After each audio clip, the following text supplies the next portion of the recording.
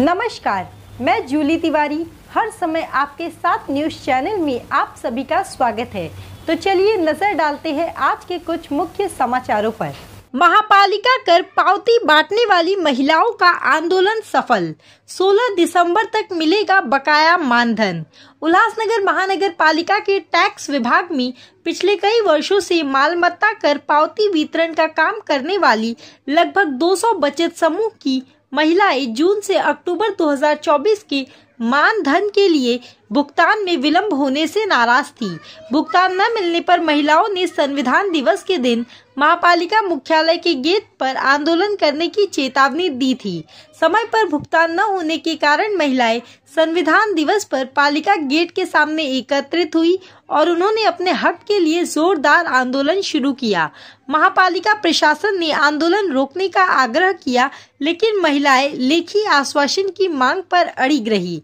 इसके बाद पूर्व नगर सेविका अंजलि साड़वी, पूर्व नगर सेविका वसुधा बोड़ारी और कांग्रेस अध्यक्ष मनीषा महाकाड़े ने टैक्स विभाग के प्रभारी उपकर निर्धारक व संकलक विजय मंगलानी से चर्चा की। प्रशासन ने आश्वासन दिया कि महिलाओं का बकाया मानधन 16 दिसंबर तक अवश्य जारी किया जाएगा। अंजलि साड़वे ने कहा कि महानगर पालिका में महिला आयुक्त और महिला अधिकारी होने के बावजूद महिलाओं के संविधान दिवस पर अपने हक के लिए आंदोलन करना पड़े, ये बेहद दुर्भाग्यपूर्ण है। आंदोलन के दौरान उपस्थित सभी महिलाओं ने संविधान की प्रस्तावना का वाचन भी किया। महिलाओं की एकजुटता और दृढ़ता से आंदोलन को संपन्न किया। नेता म्हणून आलेली नाही, मी एक सामान्य महिला आहे आणि महिलांच्या हक्कासाठी बोलणं आणि भांडणं हा आमचा अधिकार आहे। आज संविधानाच्या दिवशी आम्हाला आमच्या हक्काचे पैसे मिळत नसले ही किती लाजिरवाणी गोष्ट आहे। बचत गटातील बायका ह्या पाण्या पावसात टॅक्स बिल वाटली, त्यांना असं रोज असं रिपोर्ट मागायचे की ह्या टायमाला रिपोर्ट आलाच पाहिजे। मग तेव्हा तुम्ही रिपोर्ट मागायचे, तेव्हा तुम्ही आम्हाला बरोबर म्हणजे दबाव आणायचे की द्या रिपोर्ट। आणि आज पैशाची गरज आहे आम्हाला 1.5 वर्षापासून, तर आज काय बोलतात फाईल वरती गेली। कधी पण आम्ही भेटायला जर आलो फॉलोअप साठी फाईल वरती गेलेली आहे, अधिकारी बदली झालेले आहेत। आता आम्ही परत नव्याने फाईल तयार करतोय, अशी उदाहरणं भेटतात आम्हाला आणि करतो। आता काय बोलले होते की आचारसंहिताच्या अगोदर करू, पण आचारसंहिताला आता आली जवळ तरी पण ते कामच करत नाहीत। म्हणून आज आम्ही सर्व महिला इथे एकत्र जमलेल्या आहोत आणि आमचे जे पैसे आहेत ते लवकरात लवकर असं लेखी निवेदन लिहून द्या आम्हाला की आमचे पैसे या अमुक तारखेपर्यंत आम्हाला भेटतील। जर आम्हाला नाही भेटले तर आम्ही परत एकदा असाच महिला मोर्चा काढू आणि आमच्या मागण्या महानगरपालिकेसमोर मांडण्याचा प्रयत्न करू आणि आमचा हक्क आम्ही मिळवूनच घेऊ। आज आम्ही या संदर्भात आलो की गेल्या 1.5 वर्षापासून 2024ला जे मालमत्ता पावती कर वाटप केलेलं आहे महिलांनी, भर पावसात सप्टेंबर ऑक्टोबरपर्यंत त्या पावत्या वाटल्या आहेत आणि त्याचे बिलं अजूनपर्यंत देण्यात आलेले नाही। आयुक्त मॅडम आल्यापासून आम्ही कंटिन्यू फॉलोअप करत आहोत की हा विषय तुम्ही लवकर घ्या, कारण नवीन पावत्या त्यामुळे यावर्षी महिलांनी वाटले नाही, मागच्या वर्षीचे बिलं न दिल्यामुळे। आणि त्यामुळे यावर्षी तुम्ही बघितलं असेल की टॅक्स कमी वसूल झाला आहे।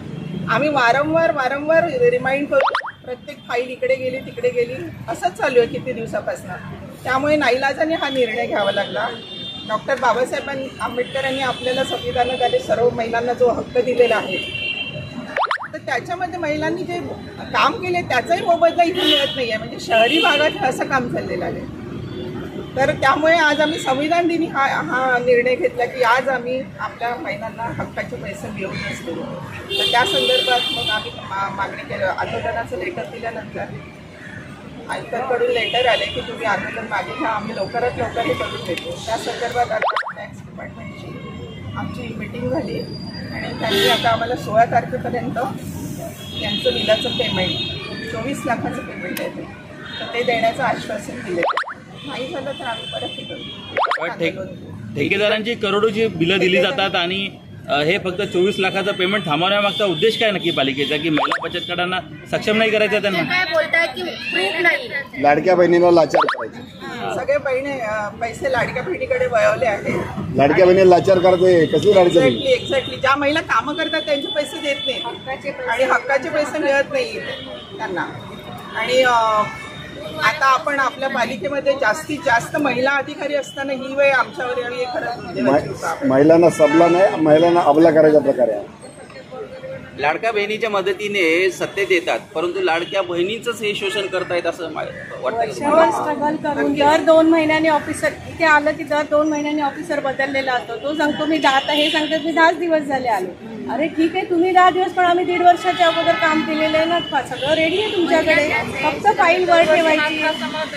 15 तारखेच्या आत जर पेमेंट झालं नाही तर आम्ही हे आंदोलन परत खूप मोठ्या प्रमाणात होईल. मोठ्या हे फक्त प्रमाणात. संविधान आहे, संविधानाच्या दिवशी करू नका म्हणून सकाळीच फास्ट स्पीड पोस्टने लेटर आलं. त्यांनी पहिले लेटर दिलं होतं, पण त्याच्यामध्ये त्यांनी वेळ दिला नाही आम्हाला. परवाच लेटर पाठवलं होतं मला, पण त्याच्यामध्ये काही मेन्शन नव्हतं की या तारखेपर्यंत देण्यात येईल, म्हणून मी ते लेटर ऍक्सेप्ट केले नाही. आज स्पीड पोस्टनी पाठवलं.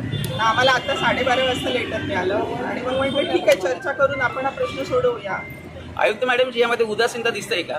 नक्कीच. पहिल्याच दिवसापासून त्या महिला असून देखील त्या महिलांच्या विरोधात आहेत का? तो आज के लिए बस इतना ही।